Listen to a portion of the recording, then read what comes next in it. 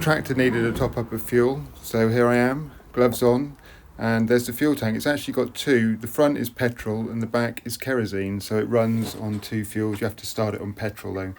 So that's the easy bit. There we go, nozzle in, petrol going in, and that is nicely done. Now for the tricky bit. 25 litres of kerosene, and I'm trying to put it into, well, a pimple of a funnel. So how we're going to get it in. I've tried standing on the tractor here, thinking, yep, if I stand from above it might be easier, because it weighs quite a bit as well. Sorry about the bum in the face shot there. But at this point I've forgotten the camera's even on. I'm thinking, what on earth am I going to do? So still thinking about it, giving it a little bit of thought here. Oh no, I don't think it's going to work. I'm thinking this is going to be a complete mess. So I'm soon going to get back off the tractor again. There we go. And I'm going to try from the side again. Let's see how I get on. Yeah. Tipping it up, and then we're going to see the kerosene. There it goes.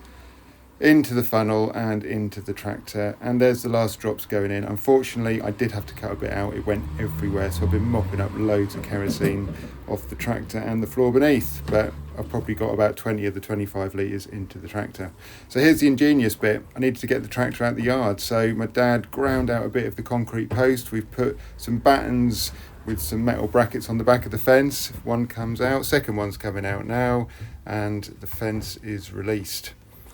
So here we go, we've just got to get around the front of the tractor, a bit of a tight squeeze, breathe in Mark, and lift, and there we go, the panel pops out. How cool is that? 5'10" wide, the tractor's about 5'8", so I have a couple of inches to spare as I go out through the fence. Ingenious. It works anyway. So now the next thing is I've got to start the tractor. It's going to get going, but it goes out again. Now, I finally worked out I hadn't turned the petrol tap on. So it's amazing, isn't it, when you turn the petrol tap on, how well things work, and it actually starts and it keeps going. So we've got it running now, and I can now set off to get my compost. So this is about 10 to 7 in the morning. It's quite loud, as you can hear, so it's going to be upsetting anyone I go past in the house. Sorry for anyone who heard my tractor. I apologise profusely. But what a beauty, eh? Oh, it's just so lovely. So I've done some more shots here. Look at that lovely countryside. I really enjoyed this. It was freezing cold, but I really enjoyed spending some time on the tractor. So now I'm at the compost depot. This is a green waste depot. Fantastic.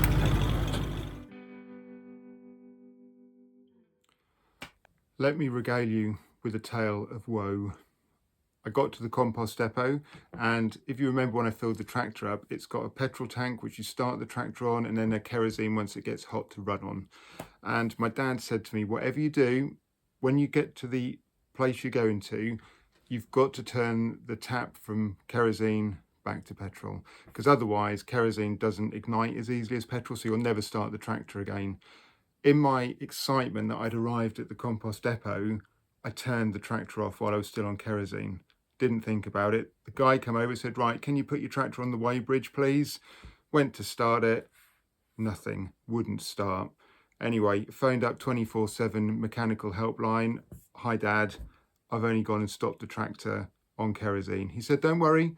Go to the carburetor. There's a little brass tap. Unscrew it and just let the kerosene run out until it runs clear. Then you know it's petrol and it will feel cold. So top tips. I've learned some new stuff about petrol and kerosene, so did that, and still wouldn't start. So I phoned Dad up again. He said, well, I don't know what else to suggest now. So anyway, I thought, well, I'll just check the spark plugs, I'll check the leads, the distributor cap, which I had a problem with last week.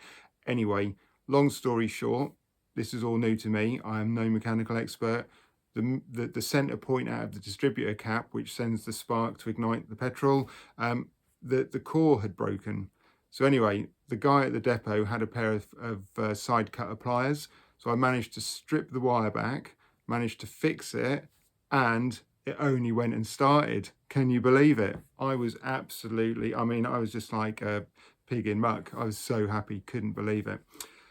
So in my excitement, I moved the tractor to where they told me, near the compost, so they could load it up. And you'll see on the next shot, you'll think, what on earth is going on there? I'd left it in gear and I went to step off the tractor.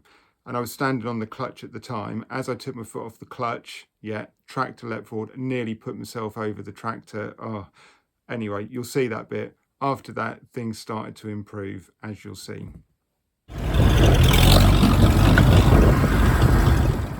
So finally things are on an even keel again, and there's the tractor all nicely running. I've left it switched on, not risking that one again. And look at the monster of a truck. I mean, the bucket is bigger than my tractor. They're trying to put the compost in, poor people, and my poor tractor is getting absolutely caked in compost. But it will brush off, it's a dry day, so no stresses there. Look how warm it is. I mean, that is not just dust, that is heat coming out of this compost as well. Where do I need to go? Like that?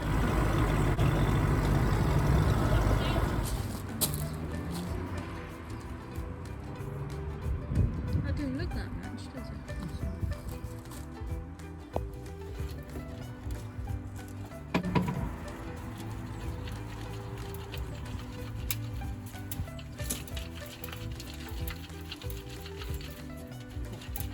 Thanks.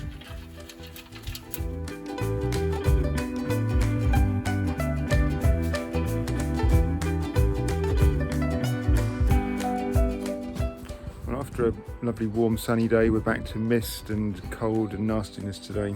So we're actually able to get some gardening done and use the compost that I'd gone and got in the tractor. So just show you what we've been doing with it. So as it was agricultural grade, it had a lot of wood in it, so I had to sieve it with the garden sieve, only a small one. So we've now ended up with 6 bags of sieved compost ready for the seeds. So that's the first thing we did. But because it was going on the borders mainly to mulch them, I didn't need to sieve it. So the 2 loads, which was about half a tonne in total, has managed to cover all of the borders. So Glenda's been hard at work cutting down the plants from the winter. The hellebores are out, so we've seen a few bees on those, which has been great. So yeah, all of the garden is mulched. So really happy with that. And it actually looks really good stuff. It's absolutely perfect for doing this with.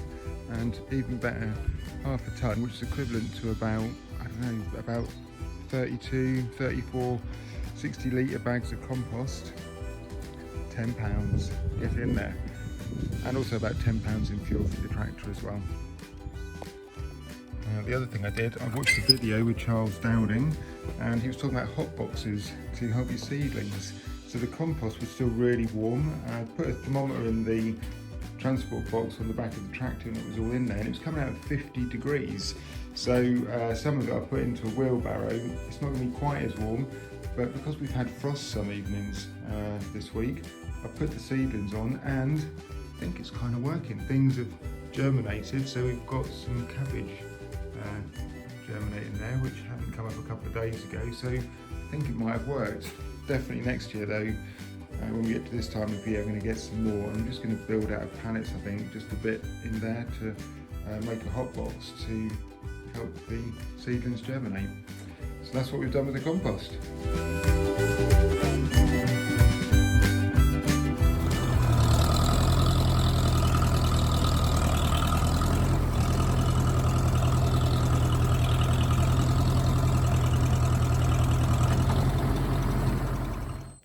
It's still a tricky time of the year for the bees. It's too cold to really open the hives up, so I put some inspection boards in to get an idea of what might be happening. So the dark colour bits of wax there is where the brood are being hatched out, and the light colour is where they're uncapping some of the honey to eat. So at the moment we can see there's definitely brood coming out and they're using some of the stores. Alright, next job, need to shred some garden waste. I've just had to change the blades in the shredder, and I can confirm they are pretty sharp.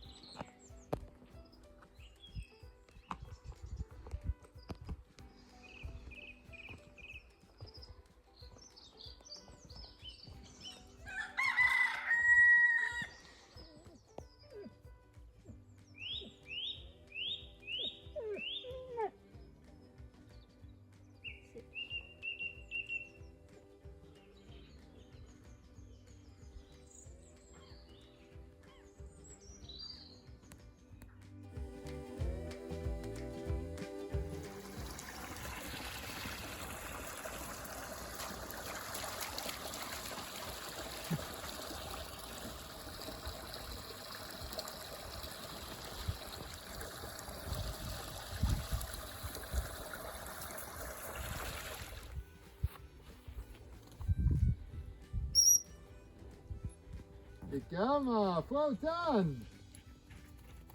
Good girl. Oh, you're all wet, aren't you? Pops!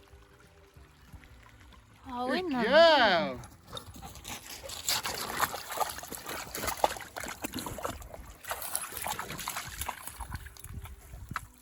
Is there a fish? Is there a fish?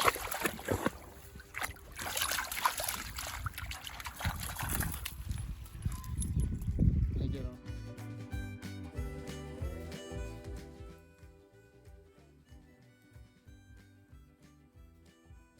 So Right, so you're on this setup row here.